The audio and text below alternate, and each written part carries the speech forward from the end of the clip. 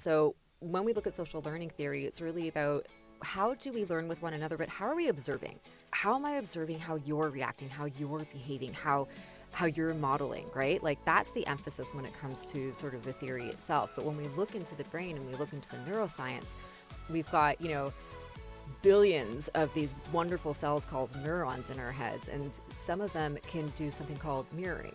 And that's kind of where the two come together, right? So mirror neurons, basically, they've got like mechanisms that kind of can explain a little bit behind social learning theory. And that was really, how when we look at someone are those particular neurons activated when someone is performing something or when they're observing somebody else do it. So there's a lot that we can say. I think social learning, when people think about it, they're like, oh, that just means we get together in groups and we have group chats. And yes, that's true.